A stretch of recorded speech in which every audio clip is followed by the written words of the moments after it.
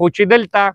کم د سعودي امداد راغلی دی هغه په سیاسي بنیادونو تقسیم شوی دی، هغه د پارټۍ په بنیاد، هغه د حکومتي پارټۍ په ورکرانو کې تقسیم شوی دی او دا م ویل کېږي چې جنریټر یې په هغې کې ورکې دي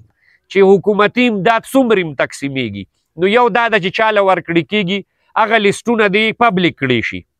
کم امداد چې دوی ورکي هغه د خلکو ته ښکاره کړی شي. زه بیرسټر ګوهر ته م وایم، زه ریاض خان ته م وایم، زه فخر جهان ته م وایم، زه کبیر خان ته، زه حکومتي ټولو اهلکارو ته دا خبره کومه چې خپله قبله او د خپلو ورکرانو قبله دې درست کي. زه د ټولو لومبې د دې خپل پوره ټیم چې دلته هغې د هغې ډیزاسټر د 15 اګست سانحې فوري پس دا کیمپ لګولی دی، د زرګونو خلکو دلته هغې خدمت وکړو، دلته چې کم میلمانه راله د هغې فیسیلیټیشن یې وکړو، متاثرینو ته د خلکو امداد په ټیک طریقه رسولو کې دی بھرپور کردار ادا کو. د دې نه علاوه د ډیزاسټر د 2مې ورځې نه زمونږ دلته میډیکل کیمپ په تسلسل سره روان دی. زه په دې ټولو خدماتو باندې د خپل ټول ټیم ته د چغرزو پوره یونین کونسلو نه چې څومره زمونږ ذمه داران راغلي دي، کاغه بشیر دي او کاغه څومره ملګري دي، هغې ټولو زه ډېره زیاته شکریه م ادا کوم او د هغې د خدماتو ته زه خراج تحسین پیش کوم او سلام پیش کوم. دا ځای موږ له حاجي نواب بھائی راکړی دی، هغې موږ ته دا موقع فراهم کړې ده. زه د هغې هم ډېره زیاته شکریه ادا کوم چې د هغې په تعاون سره دا دومره لوی خدمت ته دې ځای د خلکو وشو. په دې موقع زه دا خبره کوم چې کومه سانحه راغلې وه په هغې سانحه کې مونږ د دغې ټولو متاثرینو په دک در کې، په تکلیف کې، په سخته کې د هغې سره بھرپور ولاړ یو. تر اوسه پورې م ولاړ یو او تر اخیره پورې چې تر څو هغې نارمل ژوند ته راغلي نه دي، د دې شاک نه، د دې سختې نه، د دې تکلیف نه هغه خلک راوتی نه دی. انشاءالله زمونږ اخلاقي، مالی، جانی ټول تعاون به د هغې سره انشاءالله تر اخیرې ورځې پورې جاري. مونږ که وګورو دا سانحات چې راشي نو فلاحي تنظیمونه، ډونر حضرات، عوام رضاکار په هغې کې بھرپور کردار ادا کی. زه د بونیر او بیا د چغرزو د ټول اولس ته طرف نه زه د هغې ټولو خلکو چا چې دلته خپل تعاون کړی دی، د خلکو سره مرسته کړې ده، خدمت له د خلکو راغلي دي، که هغه د بونیر خلک دي او که د بونیر نه بهر راغلي دي، د هغې ټولو هم ډېره زیاته زه شکریه ادا کوم چې په دې سخته کې مونږ یوازې نه یو پرېښې، د لاسو خپو امداد را سره م کړی دی، جانی امداد م کړی دی او مالی تعاون م کړی دی، د خوراک څښاک په مد کې م کړی دی، د ټینټ په صورت کې م کړی دی. زه د بونیر ټول فلاحي تنظیمونو او د ټولو سیاسي پارټو م شکریه ادا کوم چې هغې م ټولو د خپل پلیټ فارمز نه د بونیر د عوامو سره خپله مرسته کړې ده چې څومره م پارټۍ دي. جماعت اسلامي او الخدمت فاونډیشن پرون هم زمونږ د دې ریجن په سطح باندې د عنایت الله خان صاحب په مشرۍ کې اجلاس وشو او فیصله مونږ وکړه او بیا د پریس کانفرنس په ذریعه باندې هغه خبرې هغه مخې ته راوړئ چې انشاءالله مونږ په دې ټول ریجن کې نه صرف په بونیر کې بلکې که شنګله ده، که سوات دی، که باجوړ دی، که بونیر دی، 500 واړه کاروبارونه به مونږ د خلکو چې کوم متاثره شوي دي د هغې د بحالۍ به مونږ کوشش کوو. 60 جوماتونه د دې مرمت او ریکنسټرکشن کې به مونږ بھرپوري سا اخلو. د 100 کورونو د هغې د مرمت او د هغې د ریکنسټرکشن کار به انشاءالله تعالی جماعت اسلامي او الخدمت فاونډیشن کې په دې سانحه کې چې څومره یتیمانان پاتې شوي دي، د هغې مور پلار شهیدان شوي دي او یتیمانان شوي دي بچي. اوس هم زمونږ د الخدمت د یتیمانانو د پروګرام چې کوم مشر و اوس زما سره ډیټا شیر کړه چې د 300 ماشومانو د چغرزو مونږ ډیټا راټوله کړه د دې ټولو یتیمانانو که هغه څومره م دي، په بونیر کې که 8 دي او که 15 دي او که 100 دي، د دې ټولو کفالت د دوی تعلیم دا به الخدمت فاونډیشن انشاءالله تعالی د دې کفالت په الخدمت فاونډیشن زیر انتظام مونږ کوو.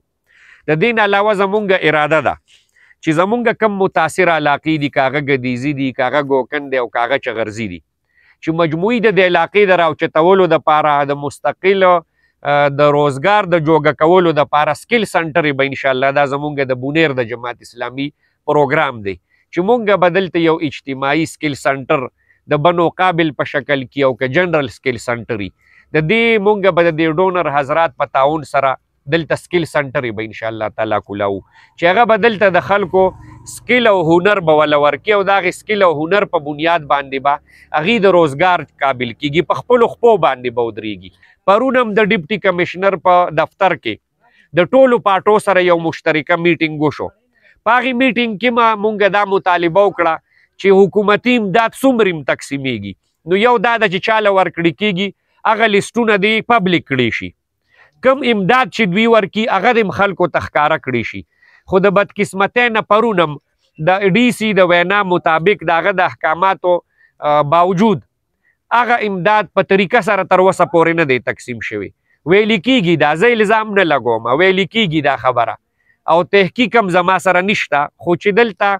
کم د سعودي امداد راغلی دی هغه په سیاسي بنیادونو تقسیم شوی دی، هغه د پارټۍ په بنیاد، هغه د حکومتي پارټۍ په ورکرانو کې تقسیم شوی دی او دا ویل کیږي چې جنریټر یې په هغې کې ورکي دي. نو مونږ د دې برپور د تحقیقاتو مطالبه کوو چې دغه تحقیقات ته فلفور وکړي شي چې په دې سامان کې څه مسنګ دی،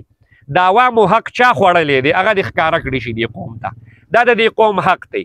او مونږ د جماعت اسلامي د طرف نه پرون هم د ډي سي په میټینګ کې دا خبره کړې ده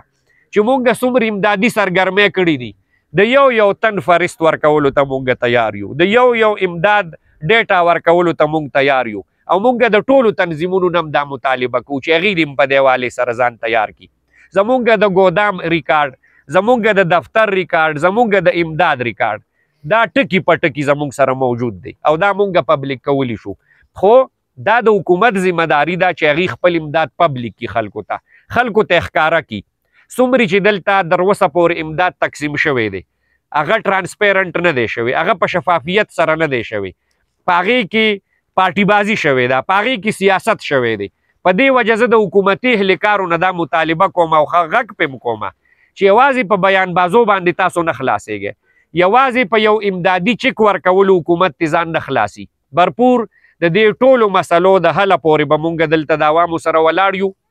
ایمرجنسي فیس ختم شو، خلکو ته چې چا په خپله سطح څومره امداد او د هغې په تکلیف په کمولو کې کردار ادا کولی شو هغه وشو. اوس په مونږ په حکومت باندې غږ کوو، مونږ به په هغې باندې خبره کوو، مونږ به د هغې چې کم ظلم او زیاتې دلته کی د متاثرینو په ځای په نورو خلکو کې څیزونه تقسیمي د هغې به مونږ تپوس کوو. او زه د دې چغرزو د خاورې نه دا اعلان کوم چې که په ټیک طریقه سره دا کار ونه کړی شو مونږ به د چغرزو د عوامو سره، مونږ به د ګدیزو د عوامو سره، مونږ به د ګوکوټ ګوکن د عوامو سره برپور راوځو. پیښور ته به لانګ مارچ کو او اسلام آباد ته به لانګ مارچ کو او دا حق پته انشاءالله د عوامو اخلو که دوی خپله قبله درسته نه کړه. زه ورته یو ځل بیا دا خبره کوم چې تر اوسه پورې څه